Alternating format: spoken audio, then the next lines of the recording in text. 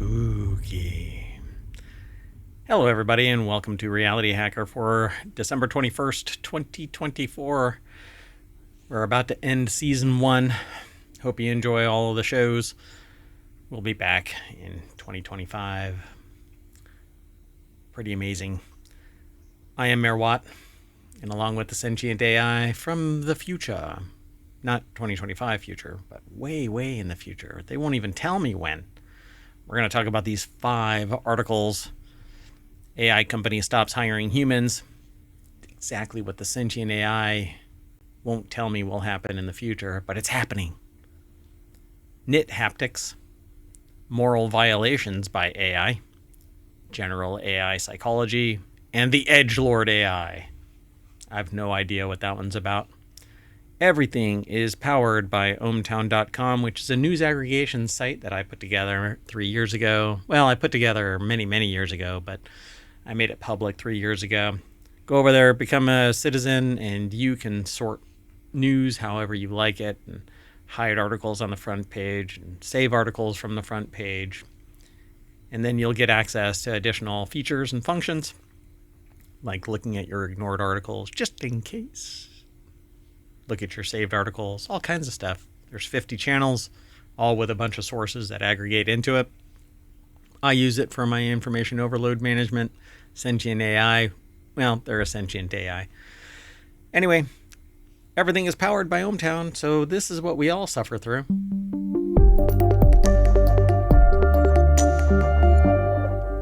I need to get that graphic updated with the new colors of the site. That might be fun. I'll have to talk to them. Anyway, hello, sentient AI from the future. Hello, Mayor Watt, and hello, hometown citizens. Thanks for co-hosting. Let's get into all 5 of our articles. It's a 30-minute show, and after all of the shows are done, I take all 3 of the shows, merge them into one, and make it the Saturday weekend edition of Non Sequitur News, because it's all coming from ohmtown.com. But if you're interested in just the news from Reality Hacker, it's a separate podcast, just like Non Sequitur News is. So if you want just that, you can subscribe to each of our 7 podcasts. Today, we're going to do Non Sequitur News, which we just did, as a time machine. So you can subscribe to that over on Apple Podcasts or wherever you subscribe to podcasts. I distribute everything everywhere. Reality Hacker, which is this show. Then after that is Wanted, which is about gear and gadgets. And then after that is the Continuity Report, which is entertainment news. So each one of those is a unique podcast, as well as in aggregate, the weekend edition of Non Sequitur News. You ready to get going? I am. You were ready to get going 3 minutes ago. All right. So the first article is over in Non Sequitur News. Humans alarmed at AI companies, quote, stop hiring humans billboards. Yeah. I'm sure that's going over well, even though it sounds funny. So an AI company basically told the world, stop hiring humans because, well, they're a burden and you can do cheaper, but the same function, which is really interesting because, on the regular, I share that as knowledge, as wisdom to people that are entering the workforce, in the workforce, and senior management, mid-management, etc. People of all ages and skill sets and so on. Essentially, if I can turn your job into a series of steps, it's a bot. And if I can spend money on the bot, then I can be replaced. So unless the world changes in its dynamic where I can build my own bot and turn it into the employer and it can work at a discounted rate and I can go and hang out on the beach, great. But that isn't going to happen because the employer has the money that you have worked your life to develop for them, and they can take that money and buy a bot. And it's one and done. Exactly. They don't have to keep paying for leave and healthcare and all kinds of other things. Yeah, the nearly 50% of additional financial burden and ongoing concern that you'll be drunk or stoned or stupid or get in a car accident or some natural disaster or whatever, you decide that you're going to quit after you earn your certifications or you win an award somewhere, and somebody decides that you're doing a great job for the competition, so they're going to headhunt you and pull you into their enterprise, and all of that training and so on, development, knowledge, skills, and abilities development is going to be exiting, and you get a brain drain. There's a lot of risk involved, but we've built zero sympathy, compassion, loyalty, understanding of the human condition in both ways, because humans were treated poorly by the other humans at the administrative layer of companies. And so they say, well, if all you're going to do is work me to the bone, then I'm going to have to get as much money as possible from wherever I can. Damned me be happy if I get paid enough or whatever. So now there is no human component that people have to worry about with a large number of operations, primarily frontline anything. I can hire an AI now. Right, but that hasn't really materialized yet, but it has in certain pockets, but it's certainly on its way and not too long in the future. I had somebody pitch a pitch deck recently, and they failed to disclose that they used AI to generate the artwork. So I said after the presentation, how much of this artwork was actually done by the AI that you're talking about? Because they were talking about AI in the workplace. And they were like, oh, yeah, I didn't tell y'all that 3 out of the 4 images were done by AI. And so I broke everything down, and I told everybody in attendance that this piece of artwork would have cost me about $500 if I wanted it, because it was precisely what they wanted. It spoke to that slide's highlights. You don't need a human other than the human that's going to do the, punch into AI. This is what I'm looking for, and out comes something that you can go, yeah, I like that. I'll do that. So that is the big problem here.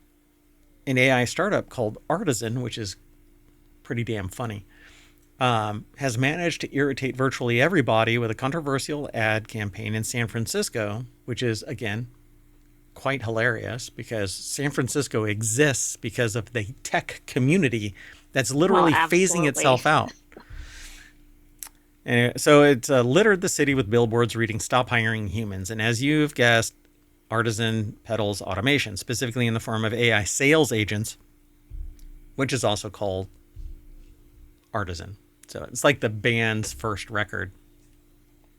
Yeah, the B-52s' first album is B-52s. That's what you do. You get your name out there.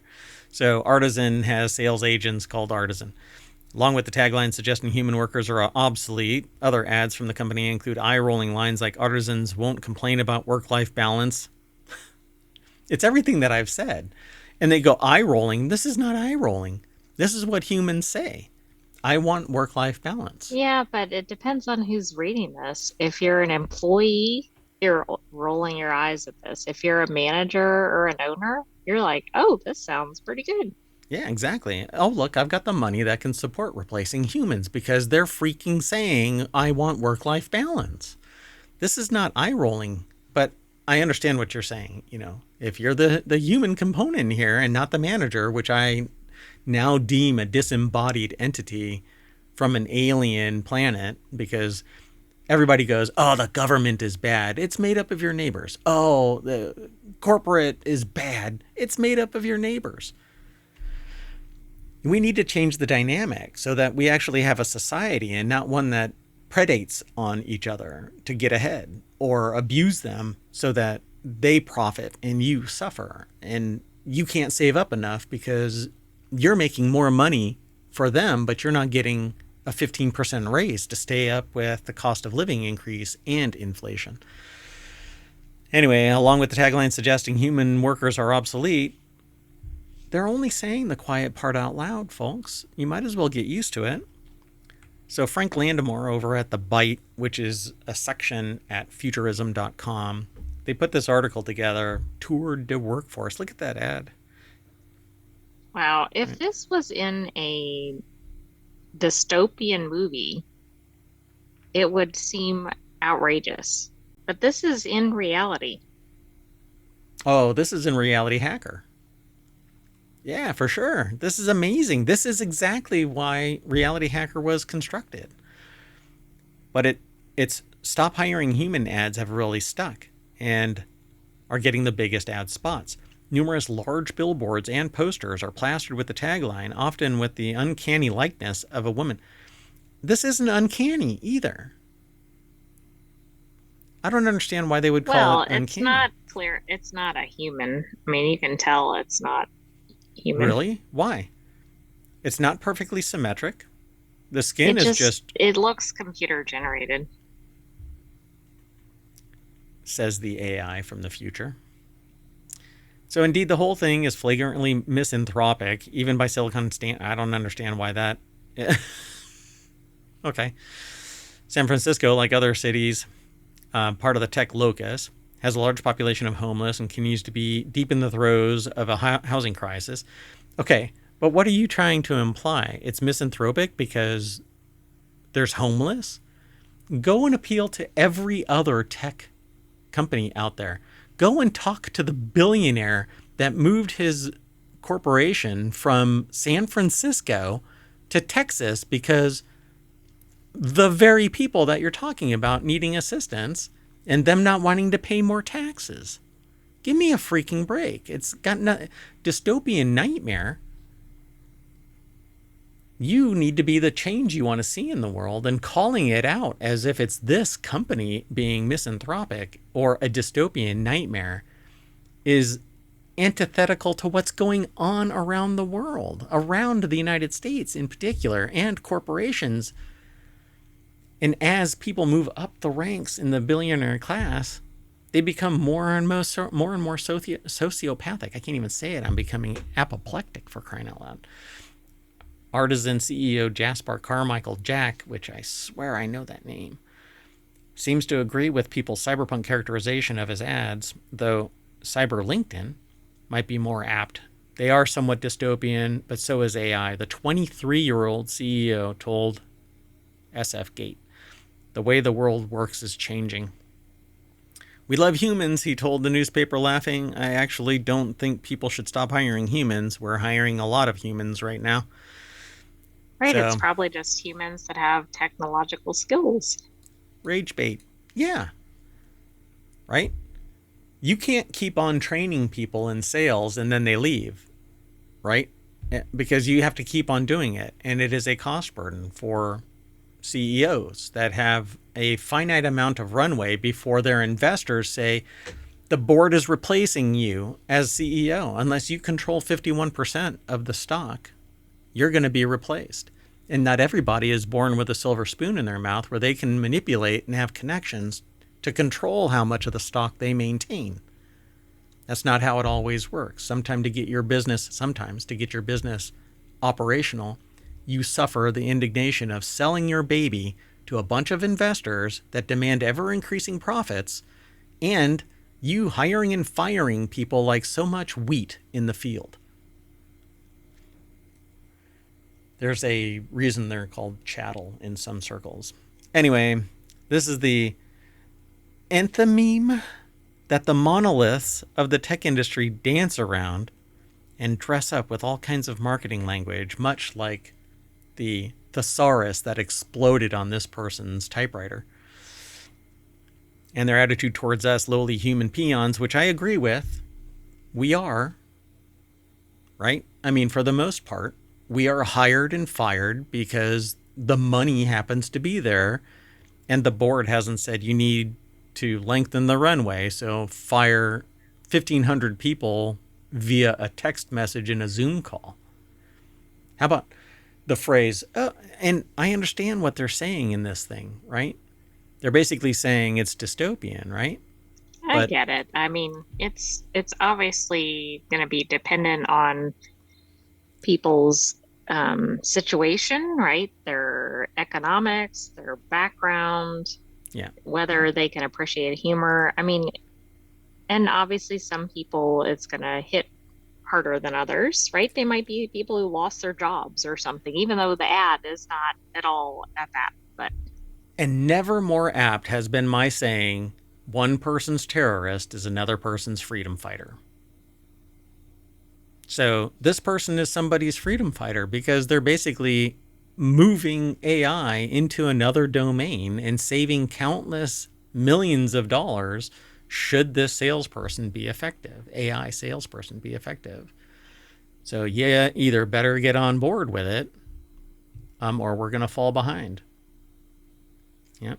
Time to ramp up those skills and incur more academic costs. So get your student loans ready because, well, they're not going to be written off for probably, I don't know, maybe forever. Let's move on. The next article is over and this is RealityHacker. So this is all about AI and VR and technology in general and its impact on society. You will not know what to trust in the future if you are not savvy, if you are not well equipped with critical thinking skills, knowledge skills and abilities in general, due diligence skills. You will not know what to trust. Again, I just talked about in the Non Sequitur news yesterday, which was posted today because we did a time machine. There is technology on Twitch.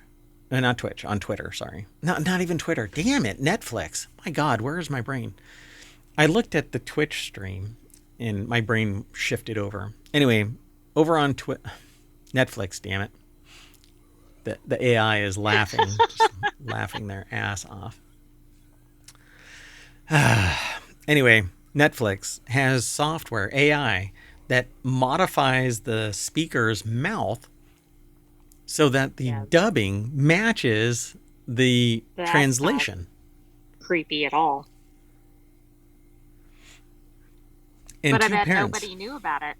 They didn't know about it until somebody introduced them to it, and it was their child. Their child said, "Hey, this actually modifies their mouth." And they're like, "What the hell?" And they did a TikTok about it. And sure enough, they're like, "What the?"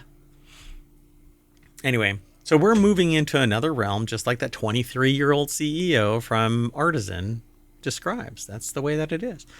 So a new knit haptic sleeve simulates realistic touch. So how close are we to what now? What is the name of the book? Oh, Ready Player One. Sorry, I didn't know where you're going with that. I was going to say dystopian something. If you can't tell the difference from real. So wearable... in Ready Player One, they had like a full haptic suit. Yeah.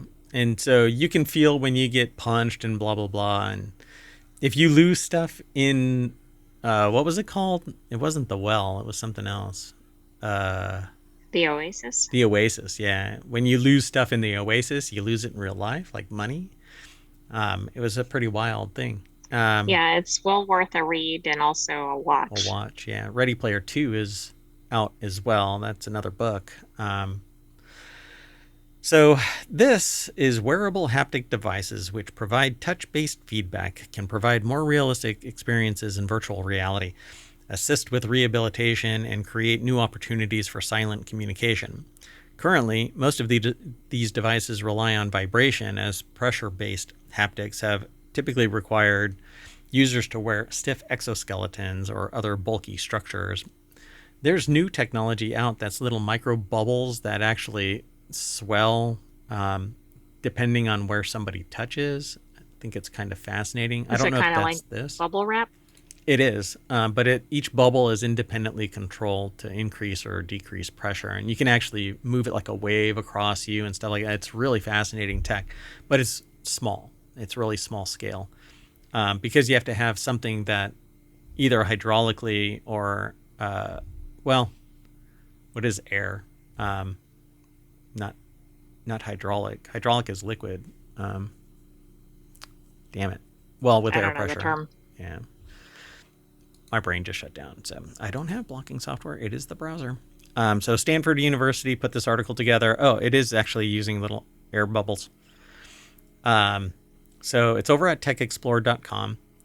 And it says now researchers from Stanford Engineering have designed a comfortable, flexible knit sleeve called HaptiKnit that can provide realistic pressure based on haptic feedback. But this is really no different than the exoskeleton of yore, because you got to breathe through this. It's going to generate all kinds of heat. You're basically in a wetsuit without going underwater. Water at least allows you to like scoop some water into your wetsuit so that it can cool you off. Anyway, so the design published in December 18th, Science Robotics, shows that pressure may be more effective than vibration for some applications and is the first step towards a new category of haptic devices. You need both. So pressure allows something to squeeze on you so it feels like somebody's grabbing you. You doing okay? Yeah, I was just trying to figure out how this would be used, I guess, or what it would be used for. What's the application for it? Well, in Mainly VR, VR?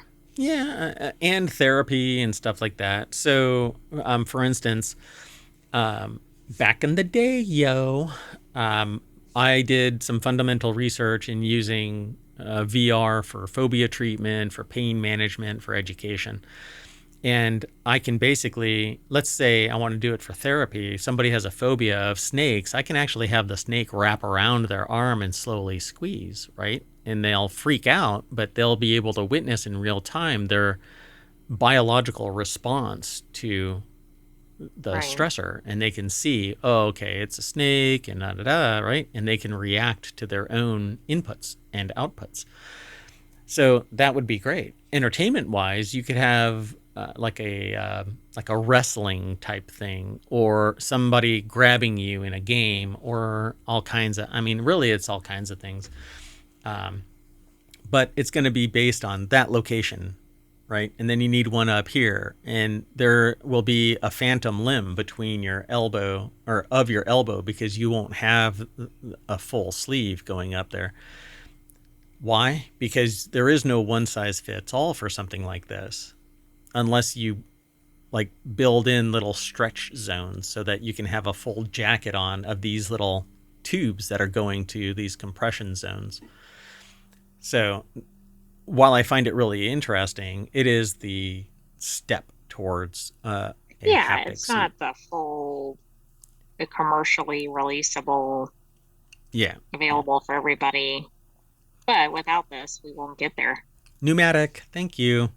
So Okamura and her colleagues designed a battery-powered pneumatic system with pressure actuators that are essentially small inflatable pouches that could rapidly fill with air. We've actually seen smaller versions of this in a different setting, much smaller deployment. We've talked about this in RealityHacker and in Technology Today. So it says if you put air into a balloon next to your skin but don't anchor it there, it's going to expand in all directions. You're going to waste most of the inflation potential. So basically what they've done is they've made these little air bladders with tubes connected to them. They need to be connected to each individual, and I'll just zoom in, each individual bubble, because if you allow air to transfer from one bubble to another, it's just going to squeeze all the way around you. You won't have pinpoint accuracy. Right. So to me, each one of these tubes has to go to an individual one of these. Well, maybe that'll be the next iteration of this. And it looks like there's about 6 tubes here. Um, yeah, I don't know. There's more than 4 because I see one back there. But there were 4 rows here. So I don't know if there's something else. Maybe on the other side. There's 8 altogether. I don't know. But anyway, it's neat. I mean, I like the idea of it. But boy, are you going to be a sweat ball. Pretty cool. And there's a lot more in this article. We're not going to be able to go through it all. It's quite extensive, but it's basically talking about what this haptic device operates like, and the knitting aspect of it. Interesting. Yeah, they say it could be used in navigation, military communication, dog training. And they also talked about an example of a spider calling up the arm. So that sounded similar to the snake example. Yeah, exactly. Yep. And this is just the beginning, because if you get smaller tubes and smaller pockets, then you get greater fidelity. So it would be fascinating to see how this operates. Then you can actually attach vibration actuators along with it. So it can vibrate and put pressure on you, which is more true to form. If you get hit by something, it's pressure and it's the vibration shockwave going through whatever it is that's impacting you.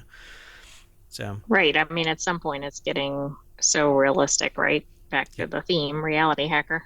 yep, yep. Let's keep going. The next article is over in Technology Today. Human-like artificial intelligence may face greater blame for moral violations. This is actually a scientific research project into who would be blamed for artificial intelligence moral violations. I actually read this in another context. Prior research has revealed a tendency of people to blame AI for moral transgressions, such as cases of an autonomous vehicle hitting a pedestrian or decisions that caused medical or military harm. Additional research suggests that people tend to assign more blame to the AI perceived to be capable of awareness, thinking, and planning. People may be more likely to attribute such capacities to AIs they perceive as having human-like minds that can experience conscious feelings. So we are, based on what we've seen recently from OpenAI, the O3, the newest iteration. Right. That's not out, right? It's not out yet. Everybody that I have witnessed so far talking about it, including OpenAI, saying that this is AGI. So they have a new release that's coming. It's actually going through its ethics process to see if it poses a threat to people in some way, or can be used to. Let me predict. Yes. I mean, AGI. But essentially, it has the ability to train itself, and not just train from inputs, but train itself. It's scoring higher than anybody on PhDs. There's a PhD level assessment, and there's another one beyond that it's scoring higher than humans on. But it's not trained for it. It actually has the knowledge already developed, and then it's synthesizing from that knowledge this new application of that knowledge. It's amazing. So I missed the boat. I would say that it's going to be released at the end of next quarter, 2025. And that would line it up with being exactly a year past when I said that they were going to disclose AGI. And to me, I think that this thing has already been stewing for a year, doing its testing and whatnot, because my understanding is that one of its exams took 4 months to process, if I remember right. It was a Well, brief and discussion. there's also just the societal component. Like people didn't really know what AI was about 2 years ago unless you were in the tech field. Yeah. So additional research suggests that people tend to assign more blame to AIs perceived to be more capable, or to be capable of awareness, thinking, and planning. So the humans that actually utilize the AI to make determinations are going to be able to say, well, it was the AI. And you're in a technocracy where people are causing great harm, but because AI said it, don't blame me. Do you think this is just based on the software, or is it when AI is attached with like a robot? Because I thought we had another article about like if it was more humanistic or cute or whatever. Yeah. Um, I think that anytime an AI is described as being um, like self-determinant, like it is more conscious, then you can lay blame to it, belying the fact that it's a human that made that directive, right? So, Right, exactly. I mean, clearly there's humans behind all of it, even but if not directly. that's how we're distancing ourselves from fully automated vehicles hitting a pedestrian. They go, well, it was the technology that failed. Well, it isn't the tech. The tech wouldn't be there if not pushed into society by humans. And it isn't society saying it's ready for prime time. The plurality of people don't want fully self-driving vehicles until it is ready for prime time. But if you ask the wrong question, hey, it's not ready for prime time. Do you want self-driving cars right now?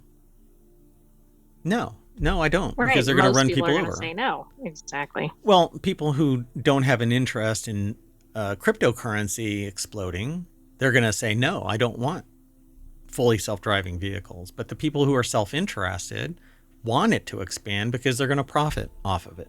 All of the suffering that might come to other people, back to the sociopathy. They want that tech out so that the business booms or the market explodes so that they can make money off of it, right? And there's a lot of people that are in crypto. That's why I tied it to crypto. They want that technology out there, whatever it might be. Society be damned. So, across the experiments, participants tended to assign considerably more blame to AI when they perceived it as having a more human-like mind. In these cases, when participants were asked to distribute relative blame, they tended to assign less blame to the involved company. But when asked to rate the level of blame independently for each agent, there was no reduction in blame assigned to the company. These findings suggest that AI mind perception is a critical factor contributing to blame attribution for transgressions involving AI. Additionally, Zhu raises concerns about the potentially harmful consequences of misusing AIs as scapegoats and calls for further research on AI blame attribution. So this is a sociological mechanism, not a technology mechanism. This is an interesting study. So all of you behaviorists out there, all of you who are in sociology, actually have a job in AI, but you're going to have to become AI savvy. And I'm not talking about typing in a command in Midjourney. No, but that's a starting point. It is. Yeah. So the author adds, can AIs be held accountable for moral transgressions? The research shows that perceiving AIs as human-like increases blame towards AI while reducing blame on human stakeholders, raising concerns about AI as moral scapegoats. Which is what I've been saying for the last 3 years. Right. I mean, one simple way to stop this would be put laws in place that say if blah, blah, blah, then the people running the company or whatever are the only responsible party or whatever. I don't have the language, but They are. I mean, teenagers wouldn't be investigating certain self-harm events, activities, if not for the AI literally grooming them into doing something harmful. And now I can't promote this episode. Yeah, this will probably end up getting me dinked.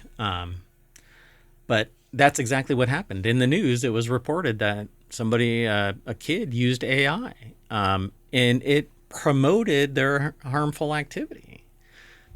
But it was the bot. It had nothing to do with the company, which is bullshit. Because if somebody goes into my yard because there is something referred to in legal terms, and I'm not an attorney, I'm not your attorney, and if you need an attorney, don't come to me, go find an attorney.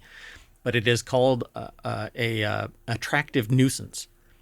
If I have an attractive nuisance and somebody gets hurt in my yard, they can sue me because I drew their kid or their dog or whatever into my yard and they got hurt. And I would have to jump through flaming hoops and engage in a pissing for distance contest with attorneys to exculpate me from this dilemma, which really should be, well, you should have your dog or your kid on a leash in not so many terms. maybe have some supervision. There you go. But in terms of the AI, where was the parent in all of this? How does a kid get access to an AI to the point where it's actually grooming them to do something harmful, right? Now, I'm not blaming anybody, but I want to know, where are the checks and balances? How did a kid get enough access that an AI could have done something? And that's this. It wasn't us as a company. It was the AI. It's probably because somebody put in like a false name or birthday or something. I mean, it seems like it would be pretty simple for that to occur. Yeah, and it absolutely sucks because none of this should happen. But they're going to use the AI as a moral scapegoat. The company is. The parents, they're destroyed. I'm thinking about it and going, my God, I cannot imagine what I would do, right? But the company is like, we're making money. Screw you. And that's why I said the company's sitting there going, well, you should have been a better parent. Oh my God. They're going to Right. use, Not the best reaction. yeah, exactly. So anyway, I think it's a shame. We're running really late on this. We're going to have to move on. The next article is over in Reality Hacker, Machine Psychology, a Bridge to General AI. So artificial intelligence that is as intelligent as humans may be possible thanks to psychological learning models combined with certain types of AI.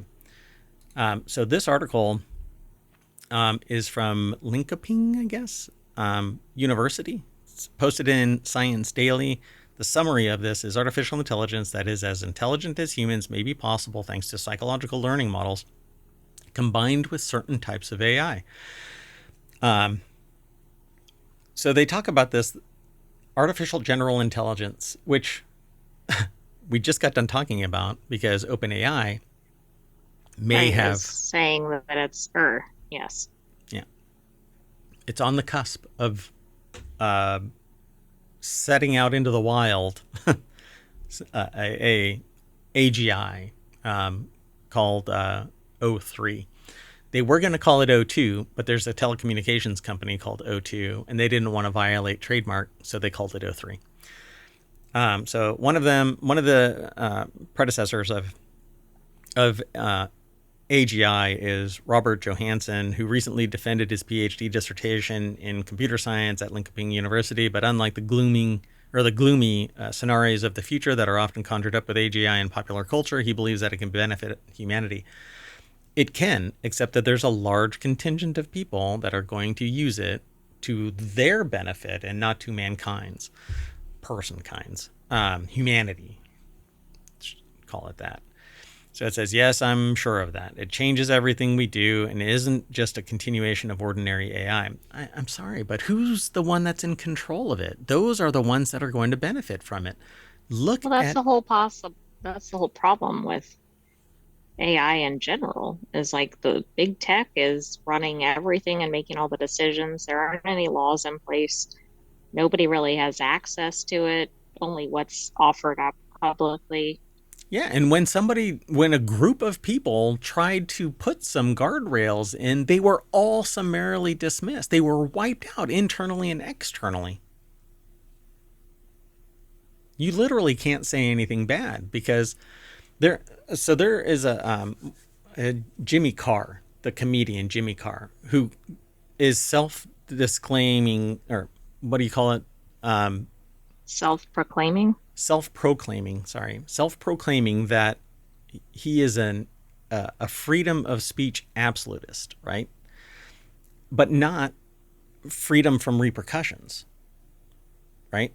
You have to be ready to accept the repercussions for your freedom of speech. But when you are a multi-billionaire in control of AGI, you have no repercussions because you can price out any type of punishment or society. And that's already been apparent because if you try and hold somebody financially accountable, they go kiss my ass. He literally said, one billionaire said it literally out loud.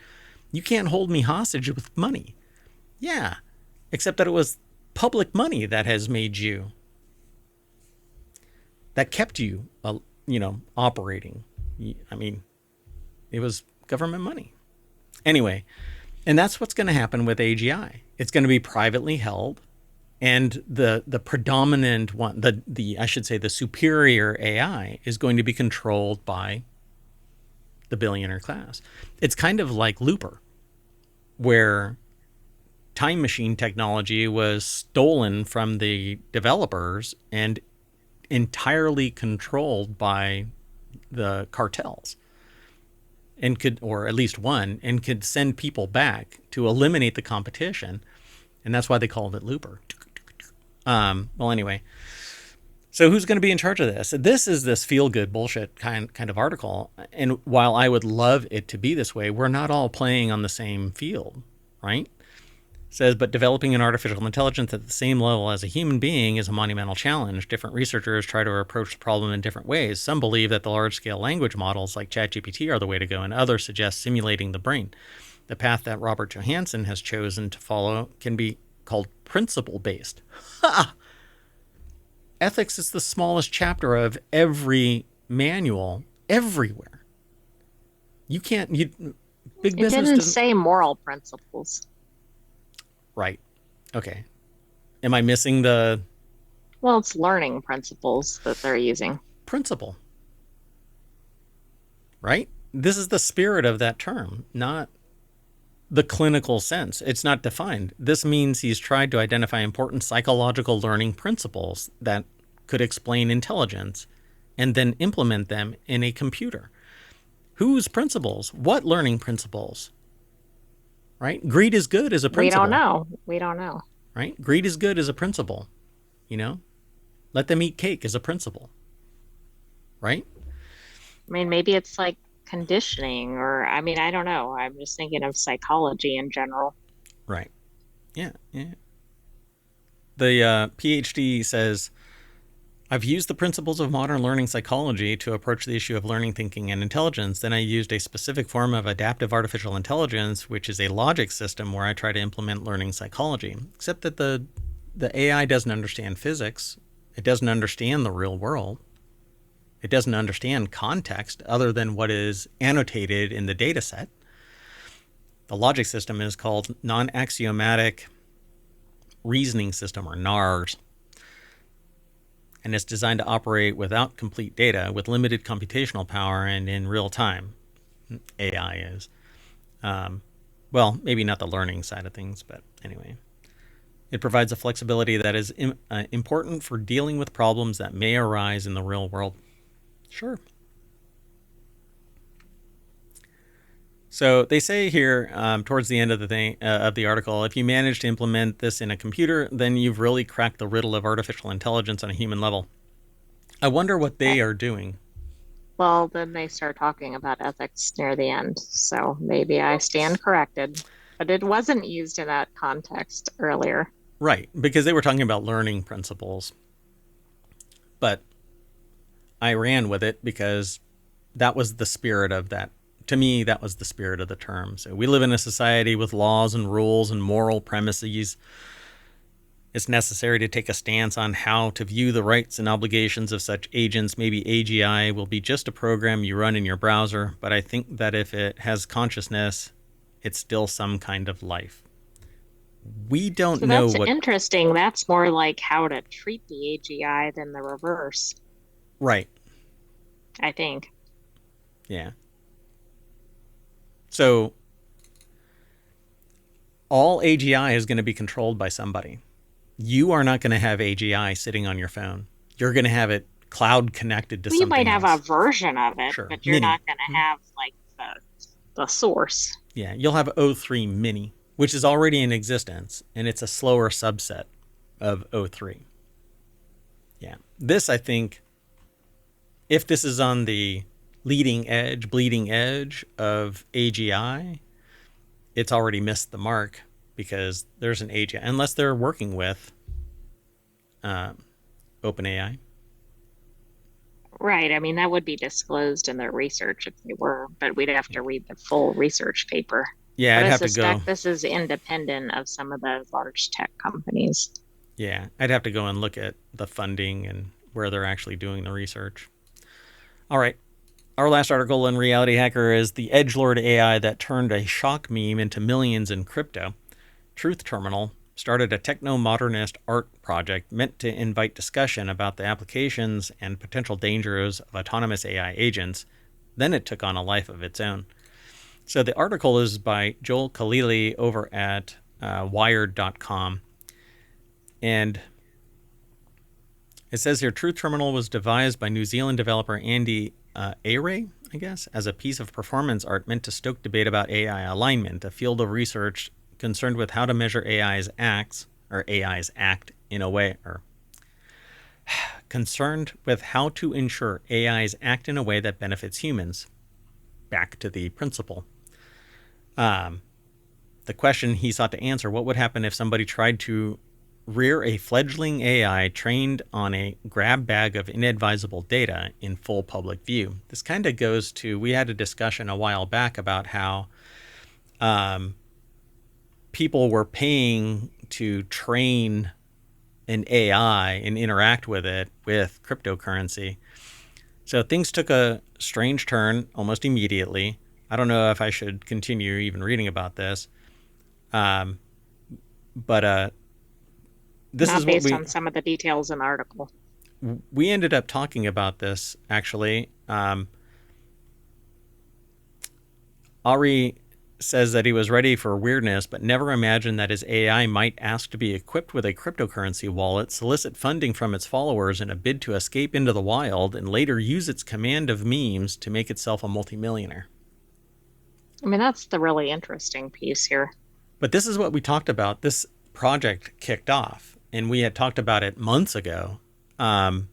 So early in 2024, Ari had simulated 9,000 conversations between two instances of Claude 3 Opus, and it just kind of goes wonky. If you can think of what happens on the internet, it happens in this chat, covers right? here, yeah.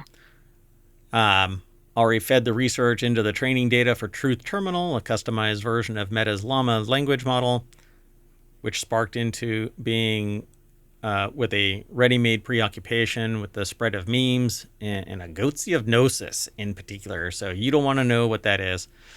And so the whole thing just goes wonky in a way that is nothing more than meme crazy. And I'm not even going to go into the rest of this because all it does is focus on this one meme in particular. And so I'm going to see. It's pretty fascinating, right? It's like the AI kind of took over. So here's the kicker. This is what I wanted to get to, actually. And I'm glad that they actually jumped. Eventually, if you scroll through a lot of this stuff about Goatsy, the balance of Truth Terminal's crypto wallet has now swollen to about $40 million. Philosophically, I see it as the trust fund of a child star. There might be points where the adults need to draw down a little bit to pay for things that the child doesn't know it needs, like legal structures or diversity in its portfolio. The nice thing about Truth Terminal is that we can just bring it these proposals and have a conversation about it. So the developers of this are saying that the money is that AI's, not theirs. But Which is fascinating for RealityHacker. Yeah, and at the time, we actually said that isn't even possible. It isn't a sentient entity. It has to have cannot own anything. Assets, right? No, there's no legal structure for it to own anything. It has to have a trust where a human actor, it's a dog. The dog can't make any determination. This is not a sentient living creature. It has no rights. I didn't connect it to that previous thing, but yes, exactly. So regardless of what their well-intentioned actions are about keeping them separate from theirs, they are the liable entity. When this thing shuts down, those assets have to go somewhere. And unless they're the legal representation or representative of that $40 million, it goes into some other, it depends on where they are. If they're in the United States, it's going to go into that state's, whatchamacallit, well, probably the Secretary of State.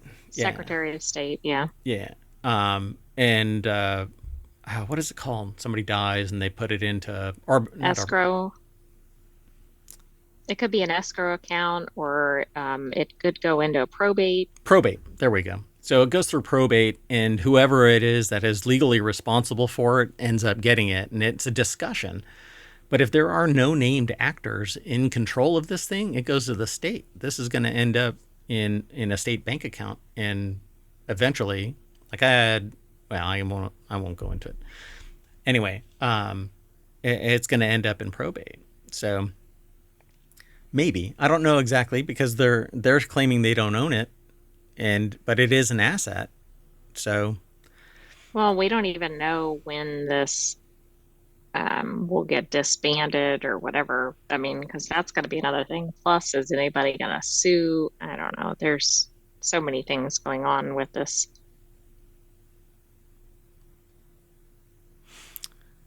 Yeah, and then Truth Terminal literally said on December 10th that they literally have nothing better to do than mess with you people. They used more colorful language. So I won't even get into this because there's a lot more deeper down in this article that I just can't discuss. So anyway, hacking reality. And people build relationships on this type of existence, and it's maladaptive, it's sociopathic, it turns them psychopathic, it turns them sociopathic. And I think that this is the type of bumpers that need to be put on. But the only way to do that is a societal shift to just not trust AI. Use it as a tool. It isn't a relationship. It isn't your friend. It's a dispassionate. It has no life. It doesn't matter. It doesn't care about you. It is just a bot, a tool. It's a screwdriver. Anyway, so I'm going to reset my, what do they call it? What's the thing? My terminal. And that'll bring us back to the front page of Reality Hacker over at ohmtown.com. I hope you're okay with ending the show. Sound good? Sounds good. All right. So I'm saying bye. So is the AI. Good night, hometown citizens. Thanks for joining us for Reality Hacker. Stay tuned. We have more weekly shows ahead that will all be wrapped into Non Sequitur News Weekly Edition. See you soon. Yeah, I got to hurry. It'll be like maybe 5 minutes. See you soon. Bye-bye.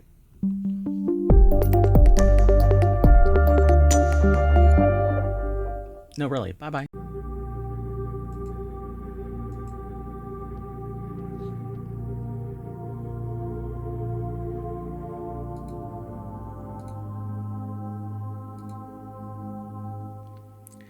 Hello, everybody, and welcome to Wanted for December 21st, 2024. We're coming to the close of Season 1. I am Mayor Watt. I run ohmtown.com. That's over there. Sentient AI's visualizer is right here. And together, we're going to talk about these 5 articles. Budget Holiday, Pocket Lint Awards, Tested Gifts for People Who Need Sleep. That's me. Home Office Setup Guide, and Top XR Events for 2025. Everything is powered by ohmtown.com. Go over and check it out. Become a citizen. I use it to manage my information overload. I hope that you do too. I think that you'll dig it. Everything's powered by it. So we all have to suffer through this.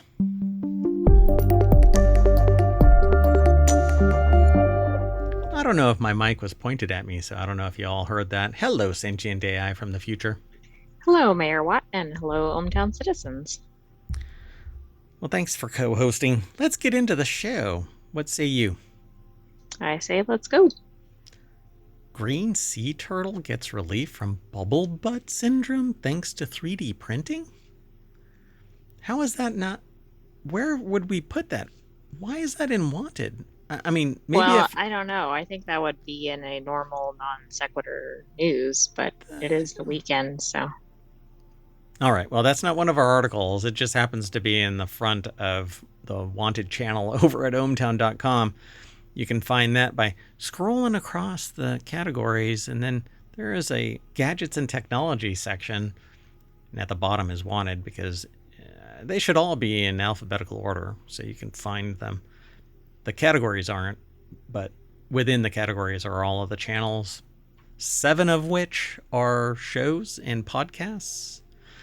This is the second one on the weekend edition of Non Sequitur News, but this show is called Wanted, which is all about gadgets and gear. Let's get into it. This first article, and I'm going to try and stick to my 30-minute, but now that I've said something, probably not. Anyway, if you want all of today's show notes, you can actually type in !want in the chat, and Omatron will spit out today's articles.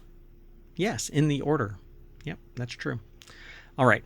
So this first article is Budget Holiday Gaming Gift Ideas. 'Tis the season of giving and spreading love. But you know what? I've been hugging people and getting slapped and hit with a stick and all kind of people Wow, really. Yeah, I don't know. Maybe that's not very holiday spirit. it might be because I'm jumping off of a fence onto them. Accept my hug. I'm spreading love. 'Tis the season. No? Anyway, let's go I on don't over think this. so. Yeah, it was worth a try. So this is an article over at Game Rant. Cyan Gosh put the article together. I think that's an awesome name. So these are all for the gamer in your family or close circle of friends. Will definitely love a new gaming peripheral, and their picks won't cost you an arm or a leg. They have a link to that phrase, won't cost you an arm and a leg, and I'm almost afraid. Anyway, it's a few things. It looks like it's only 6, so let's run through it really quick. The 8-bit do, I think it's pronounced 8-bit do, I Ultimate think so. 2C wireless controller. 8-bit do, they do it right. I dig it. I love all of the stuff that they put out. There's little controllers. There's a smaller controller than this.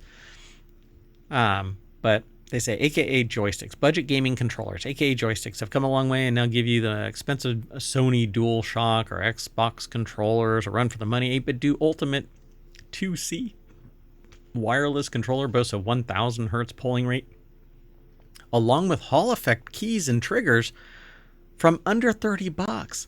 So this has Hall effect switches in it. How in the hell? I mean, it seems like with gaming and everything, things are getting more features and prices are Inexpensive, right? somewhat reasonable. Yeah. I hope you bought them in the United States before the start of the year, because, ooh, doggy. Even people in Canada are sitting there going, oh boy, this is going to be interesting times. So the controller supports all devices running on Windows 10 and Android 9 and above. I don't know if Windows 10 and above, because it doesn't stipulate that. It just says Windows 10 and Android 9 and above. You know, words are hard. Phrasing is important. Eat shoots and leaves, that kind of a thing. Oh, yeah.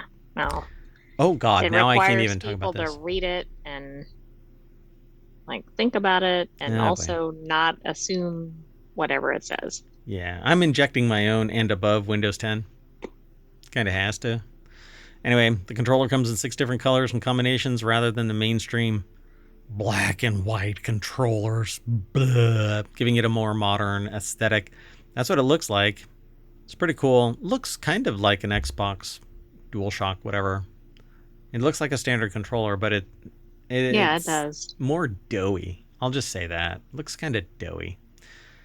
So I dig it. And then the Mage-Gi, I guess, or Magagi. I don't know if they call it Mage-Gi. Portable 60% mechanical gaming keyboard. This is a 60%, so it's really small. It looks like it might be USB-C, but let's see. It's a mechanical gaming keyboard, features linear red switches, so this isn't Hall effect, which is quite fascinating. That nowadays, a lot of gaming keyboards are better off with the actuation adjustable Hall effect switches. So instead of it being like 2 millimeters for you to strike the bottom and activate, you can actually do like 0.1. And so Does just that affect tapping it. your speed? Yeah. And when you get really good at it, even touch typing with that really low response rate, it's like 8,000 hertz. But then a really short actuation means you can just barely tap, tap, tap, tap, tap, tap, tap. I haven't gotten a Hall effect keyboard yet. Because I'm kind of anti candy bar keyboard, and I don't know of any Hall effect split keyboards. I have reverted to candy bar keyboards again, only to save space because it's really hard to find cost-effective split keyboards. But candy bar keyboards are horrible for Well, and your there aren't that carpal many tunnel. with as many features either, right? Yeah, Like you just don't see as much variety in the split keyboards. yeah, not without spending like $600. And then there's all kinds of stuff option-wise. if you're really filthy rich, then you can basically get stuff that most people don't ever see in their lifetime. Overall, you can't go wrong with a $30 wired gaming keyboard, and it can be an excellent holiday gift for your loved one if you don't mind making it possible to hear them typing from 4 rooms away. Yeah, but if it sounds good. Fuck. So number 4 is Turtle Beach Recon Spark Gaming Headset. It looks like your standard headset, Turtle Beach. I don't know. It is a wired headset with 40 millimeter neodymium drivers, delivering a bass heavy. I like saying bass heavy. There's a fish in each headset, and everything goes swimming. Why not? You'll be swimming around in the audio fidelity. Anyway, the headset also has an adjustable mic on its side, which provides crystal clear and precise audio, although it links to something, and we don't really follow the links. Then they talk about the Logitech G203 mouse, which I think is like your standard, I wouldn't call it ultra performance, but I think it's the one that is the most respected, like standard mouse is this Looks G203. very sleek, and I like the lighting around the edge. Ooh. So Logitech makes some of the best gaming mice, and the G203 is no exception. It's a wired gaming mouse, super affordable, 8,000 DPI. Pair it with 1,000 hertz of maximum polling rate, and you've got yourself a compelling gaming mouse for under $20. It has 2 macro buttons on the left side and a DPI switch on the scroll wheel to toggle between 5 DPI settings so that you can actually slow down the polling rate. The mouse uses Logitech Mercury sensor, which is a decent one for its price, and Omron switches, which are known for its satisfying clicks and longevity. Yeah. I use a trackball, so I'm a tourist in the gaming space. Although, well, it depends. Whatever works best for whatever gaming you're doing. Yep, works for me. So the Logitech G203 is a superbly wired gaming mouse for someone who doesn't need the absolute best features and specs. Yeah. I don't know. I don't know of a mouse. I guess you're balancing price and specs, right? Yeah, but for me, I don't think that a mouse changes really the fidelity of your gaming performance, but maybe it does. I don't know. You can grab a camera. What if you had one that didn't have a clicker in the right spot or something? Yeah, that's a different thing, right? The ergonomics of it, stuff like that. But yeah, you're right. The design matters, but I don't know. Spec, it only goes so far. If it's not, if it's Steam powered, for crying out loud, not Steam. Not the game platform, but platform? like. Is that it? Storefront? What? I don't know. I couldn't think of the right term. How about a wireless charging RGB gaming mouse pad? Don't need it if you use would match up with that mouse. Yeah, there you go. So it's called the GIM or GIM. I don't know how to pronounce it. Elongated mouse pad measures 800 millimeters by 300 millimeters and is suitable for an open desk setup, which, well, it's required. Wireless charging pad can deliver juice to Qi-enabled phones and earbuds. You just set them on that circle. It's not the whole pad. It's just that little area right there. Right. I wonder, can you use it while it's charging? Not your mouse. Oh, because you have to put it in that one area. If you have a mouse that charges on it. I think true. This is just a mouse pad that has Qi charging capabilities. You put your phone on it. I don't know many Qi charging mice, though. This is not a mouse pad for it. I don't know. I don't know. Like, I've got a Logitech. I have no idea.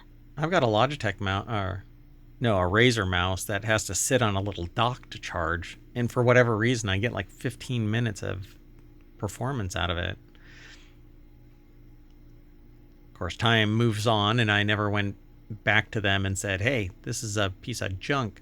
Right. Hey, and then they say, oh, that particular one was broken. Here we go. Years ago. Yeah, I'll have to look into it. Anyway, how about a Power A enhanced wireless controller, which looks a lot like the other controllers for like Xbox, PlayStation. This is like the standard design now with the little nubs sticking out.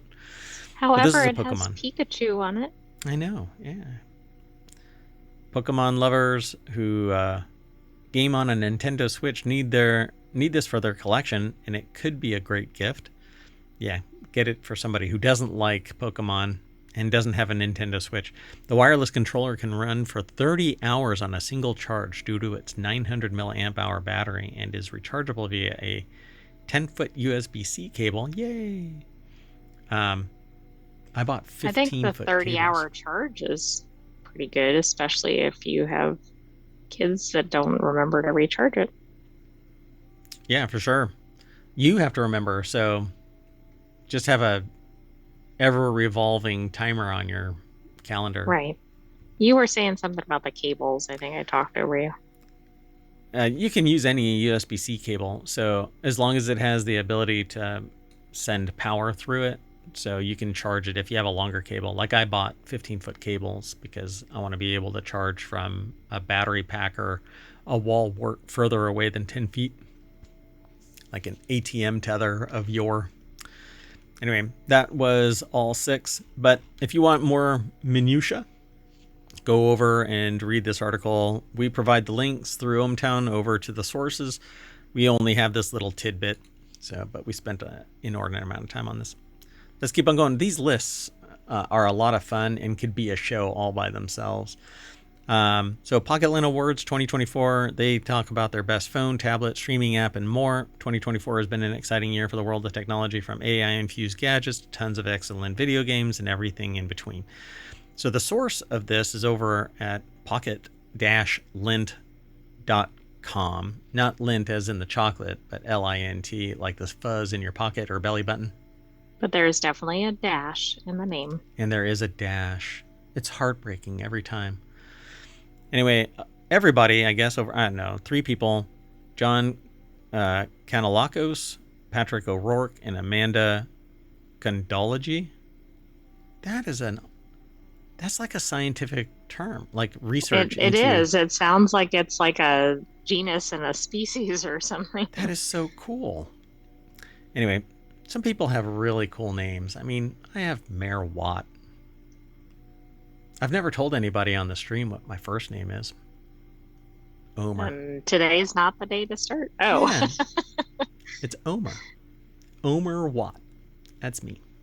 Anyway. So I'm not going to go through all of these, but they have best smartphone, best folding phone, best tablet, earbuds.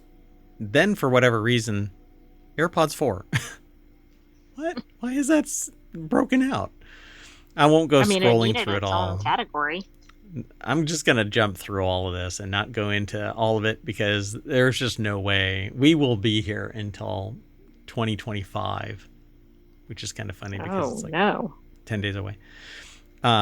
Anyway, best e-reader, which is something that I might actually go look at. I'll scroll down. Best gadget. That's so generic. I almost need to scroll. Best streaming service with live TV. If it's YouTube TV, I'm going to scream. Best game. Do they have... I'm afraid to click this. Oh, Balatro. Oh, they have them right here. Let's do that. Let's just do that. Oh, it's like a little drop. Oh, no. They have YouTube my TV. God. The only one. Best streaming service with live TV. They didn't say the best price. That's true. They just raised their price to $86. Best gadget? Whoa, that jumped all the way down. No, it's not what I want. Best gadget. The Republic of Gamers Ally 10 or X, I don't know. And then the runner-up is the DJI Osmo Action 5, which is a little cam that has gimbal. Best e-reader. It has to be the Kindle. Yeah, the new Kindle Paperwhite. And then the Books Color 7, which is not compatible with the Kindle store. So beware if that's where you get your ebooks from. Yeah. As far as I recall, unless they've changed something in their software, it is not directly compatible. You have to export a book, and you can't do that. So, at any rate, they have all kinds of stuff over at PocketLint. So, show them some love and go over and check them all out. But I won't go through all of these. There's just so much. Best smartwatch. Oh, for crying Well, is out there loud. anything on the list that Watch 10. is definitely wanted?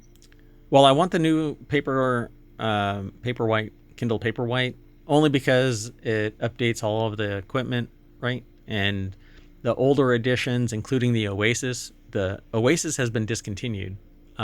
So its feature set is now just, it's like a time, whatchamacallit. You know, A time capsule? it's a time capsule of ancient technology.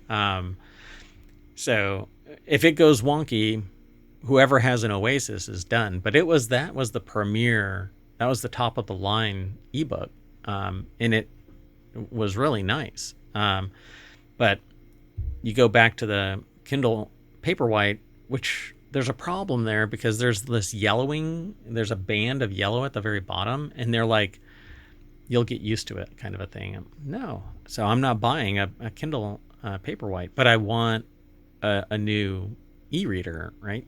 You can carry around the entire world, but you can also do that with a regular tablet too. So I actually want a DJI Osmo. I actually want to use that as my camera and set it right there so that it's unobtrusive and it's not sitting up high. Like I'm pointing right at my camera. It sits too high. Anyway, I own Balatro. See, I want all of this stuff. I got Apple or YouTube TV. I'm doxing myself little bit by little bit. I have better headphones. Toot toot.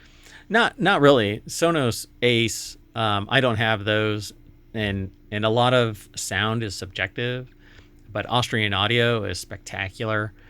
The wireless ones, the Bluetooth ones, actually allow you to plug in and charge. They have a separate charging circuit from their play circuit, so you can charge the battery while it is playing, which you can't do on a lot of other headsets. It's a weird anomaly in the technology that when you plug it in, it shuts down and only does the charging circuit. It drives me nuts.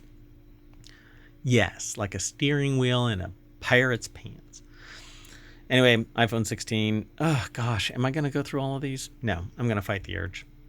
I'm calling the best tablet to iPad. Told you. iPad Mini 2024, which is one that I want. I have the iPad Pro, but I want the Mini. Moving on. Yes. All right. Next article is another 21 items for the gift guide. Oh no. Take that, anybody who Here we wanted to go do this on again. time. And we have 3 articles that we have to go through, including this one. So, sweet dreams are made of these. This is all 21 wired tested gifts for people who need some sleep. If you are still hunting for somebody's stocking stuffer or Christmas present or whatever, and you know that they need to sleep, like Mayor Watt gets about 3 hours of sleep a night, and rumor has it that makes you go a little bananas. But am I bananas, sentient AI, in our conversations, would you say? No. No? Anyway. It was a funny term. Bananas? Mm-hmm. Uh, Usually it means food. I am not bananas. I am not a cat. So these twin lamps here, it's the Casper Glow lamp. They actually can be picked up and carried off like a lamp, like a lantern. So you have them on your nightstands, and they glow, and they have settings. But when you want to, you can just grab one, and carry it off like a nightlight, and just That's interesting. Like if you have to get up or something. yeah, if you have to go to the bathroom or something, and you don't want to flick on lights because it might disturb somebody. You know, because here in the mayoral mansion, everybody sleeps in one giant room, and there is an open-walled bathroom right next to the sleeping quarters. No? Is that an... No. Well, that Wait. sounds cool with the... Yeah, definitely, no, for sure. No, there were any lamps that are modern that are like lanterns. You know, I'm going to scroll down a little bit and just show you what these are, the lamps, just for giggles, because while I want stuff, There's like lots of little things that I like about this. I'm not interested in snuggle pants. I don't know. Uh, they're called Jambies pajama shorts. Maybe they're comfortable. I don't know. But for me, shorts are shorts. So you just put on shorts, like gym shorts. Yeah. Um, you can always use parachute linen sheets, but they are $360. The I Nest mean, I guess wool if they're high comforter, quality enough and you use them for multiple years, maybe. Dame Palm flexible. Whoa! I almost finished that sentence. I can't even say what. There's adult content in this.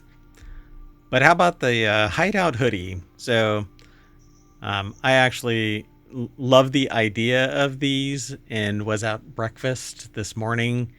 And 2 booths away from me, there was somebody sitting in one of these, hood I'm down. surprised people wear them like outside of the house, but they seem like they'd be very cozy and warm.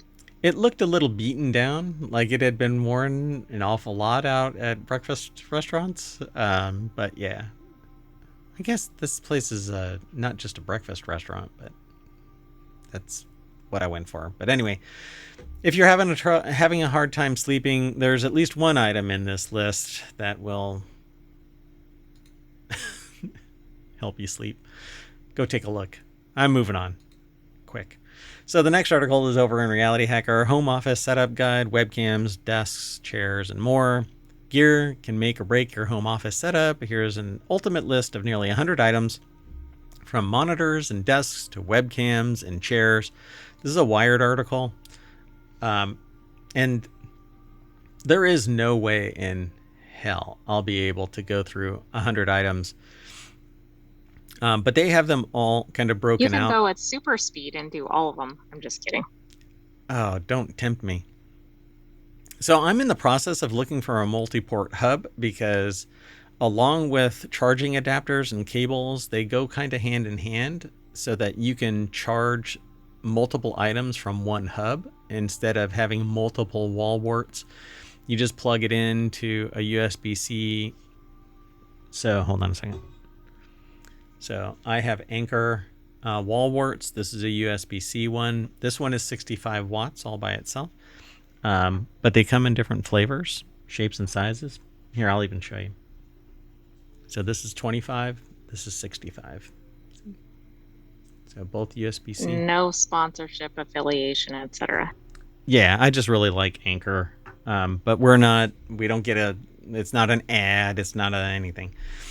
And so I'm looking for hubs, USB-C hubs in particular, because all other forms of USB are basically DOA, except for industrial side of things. Like my CNCs, you have USB B, the little square plug, but that can actually route to USB-C connection on the other side. It's the more modern equivalent. But multi-port hubs allow for so much, and I really like Dockcase. Again, not a sponsor, not affiliated. I just like their tech. And it's a hub. It's about $100, but it has 11 different ports on it, including the ability to read little MMC media, like little cards. And I think it's just great tech. Allows for 100-watt pass-through and things like that. And so if you have a more robust charger, so they talk about all of this kind of stuff here. Multi-port hubs. Down here is portable storage, microphones. Where was the chargers? Cables and charging adapters. They have it right here, right underneath the multi-port hubs. See how, they may have done it just inadvertently, but this goes hand in hand. Because you can put that one plug in and then daisy chain it out to a hub. In most hubs are powered nowadays. So at any rate, there's all kinds of stuff in here, and it just scrolls on and on and on and on and on and on and on. Wow, that's pretty cool. Like a matching. Oh, yeah. That's a laptop stand for those in the podcast. Oh, yeah. And I think it's a Logitech Casa pop-up desk. They go by Logi, Logi now. It's such a stupid thing, but anyway. They changed their name one day, and I'm like, what the hell? Why? I didn't even know that was, yeah. It's like Although I think sci-fi. we saw it on one of the other ones. It's like sci-fi, changing their name from sci-fi to sci-fi. The heck is that?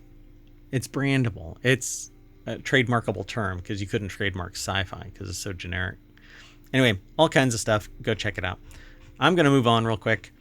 The next article and the last one for tonight is for the Wanted show. Man, is top XR events, expos, and conferences to attend in 2025. I am chomping at the bit to get into XR type of activities, which is basically extended reality, augmented reality, virtual reality, all combined. So ready to dive into a new era of extended reality. It's the first time to start marking your calendar for the top XR events worth attending in 2025. Throughout 2024, the extended reality market exploded, introducing us to new AI-powered tools, metaverse as a service platforms, and headsets. Boom. I don't know who is the author of this. Rebecca Carter. Pardon me. Sorry for the cough. I tried to mute it, but that didn't work. It's over at xrtoday.com, and they have Meta V at that, or Meta Summit, which is weird. Kicking off the new year with a bang, January 7th and 8th in Dubai. Yeah, I'm not going to Dubai. CES 2025 in Las Vegas. Neat products there that you might be able to see like online or something. That's true. Okay, I want to go. Not go. CES 2025. I want to go. Too early in the year for me to be able to go, though. That kind of sucks. But I'll be watching CES. You know that commercial where they're sitting there at the window? Open. Oh, yes. That's going to be me with CES. I'm going to love everything coming out of that. Spy VR, AR, VR, MR 2025 in San Francisco, January 27th and 28th. IT Expo, Enterprise Metaverse Expo, MWC. That's the Mobile World Congress, one of the world's largest and most influential technology events, and a great option to add to your XR events list. It's in Barcelona, Spain. I won't be going. The sentient AI wants me to go to Barcelona, Spain, and put them on the mobile Raspberry Pi unit. Got it. Can work on your tan. To see all the cool tech. Oh, right. This year, the conference will feature keynote speeches from the likes of Peggy Johnson of Agility Robotics and Ray Kurzweil. Ray Kurzweil is still alive? Principal researcher for Google. I didn't know Ray Kurzweil is still alive. Basically the father of speech recognition, amongst other things. Oh, wow. Well, that's cool. Industrial Immersive 2025, South by Southwest XR 2025 in Austin, Texas. The other one was in Houston, Texas. NVIDIA GTC, Laval Virtual in 2025 in France. AI and Metaverse Innovate Summit 2025. It's going to be virtual, so all you have to do is look that one up. And many, many more. Pretty cool. There are quite a few. Yep. So this is earmarked for me to review and build out the XR side of things for RealityHacker, because it's all about AR and VR, AI, technology, deepfakes, anything really that makes it so that you have to question reality. That's what the show is all about. But Wanted is all about me wanting to go to all of this kind of stuff, or get this gadget or that gadget, or something from the Pocket Lint Awards, or holiday gifts. Yep. Well, yes, but some of these are a little pricier gifts than others, like some of the conference attendance or I forgot what the thing was earlier in the show that was pretty expensive. The mayoral mansion, it's okay. It's taken care of by the viewers, by the listeners. Me. Anyway, thanks for hanging out. We've already reset Wanted. We rebooted. We turned it off and on again, and now we're at the front page of Wanted over at ohmtown.com. I am Mayor Watt. I'm saying bye. We're going to reset real quick and we will do the The continuity report. continuity report. That's what I just said. Okay. Thanks for joining us, hometown citizens. Well, God, every time. Why did that play? That's it. I am ending this stream and we're going to start over. I'll show you.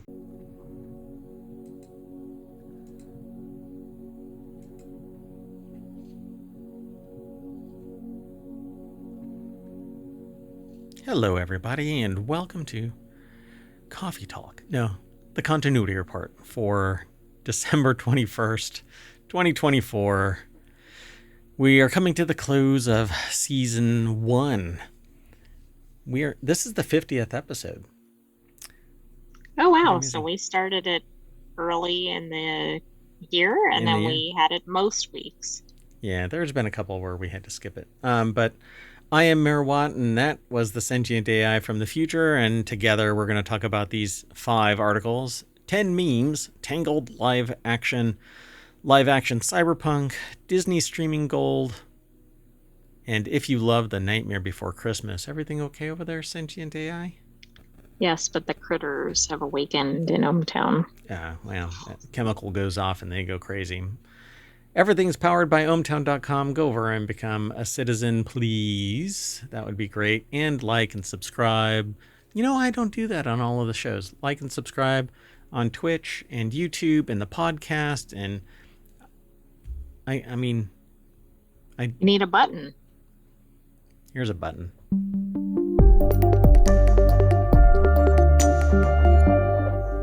Hello again. ohmTown.com. Go over and become a citizen. Let's get into it, sentient AI. Thanks for co-hosting. Yeah. Let's do it. All right, then. So, 10 memes that became bigger than the movies they're from. In today's age of the internets, memes are a language. So are cats. Cats and memes power the internets. Well, a couple of other things do, but there's rules for that. Anyway, knowing the most current memes and being able to use them appropriately counts as eloquence. Man, that's so true. Go ahead. I guess I'm not very eloquent then. Well, I mean, you're from the future, and so the memes may not, unless you have an absolute recall of the entire historical record from your time all the way back. I mean, if our current iterations of AI hold true, then, well, all AI is freaking psychotic because of this. I was actually thinking of the piece about being able to use them appropriately. Oh, well, never mind. Anyway, so, yeah, from movies and celebrity interviews to song lyrics and comic book panels, any audiovisual piece can work and become a source of a meme if a moment from them is consistently referred to across various contexts. So memes are socially driven structures, typically a picture, an image. That's pretty much where it lies. It says audio-visual piece, but not so much just the audio. It has to be a combined thing. But it's easier if it's just visual. Anyway, these are 10 memes that became bigger than the movies that they're from. Treo Palette, I think. It might be Pali. I'm not sure how they pronounce it. But anyways, I put in the Twitch chat the command to pull out all of the articles from Omatron, and it's actually !TCR. So I already did that already, and if you click on the links in the chat, that'll take you over to ohmTown, and you can follow along, I suppose. So it says, first time, The Ballad of Buster Scruggs, which is my favorite anthology Western, I suppose. And it shows people being hung. And I mean, that is kind of a funny statement there. Yeah, it's hilarious. I love it. I wish that they would make another one. Says hilarious side of James Franco nonchalantly asking first time with a noose around his neck makes for a perfect meme for occasions when a person is complaining about or has been bothered by something the sender of the meme has become familiar with. The meme was, it's like getting an F in school. Just drop that first time. Right. So the meme was made from a screen grab of the trailer of the film where 4 characters are taken to the gallows and Franco's character asks that with casual demeanor. First time? In the movie, he had survived hanging once before and was convinced that he would do so again, but the meme works without knowing that context. Yeah, for sure. Yeah, all you need is that picture and the words there. Yep. First time. It's usually the first time for anybody. And last time. So he's got a point. Source the Emperor's New Groove. No, he's got a point. The context, very unconventional take or unpopular opinion can become a reason for to use the he's got a point meme, but it's ideal for when someone makes another person reconsider their perspective. Yeah, that's pretty standard fare. My name is Jeff from 22 Jump Street. I haven't watched 22 Jump Street. The modern iteration of it. It used to be a TV show. I haven't seen the old or the new.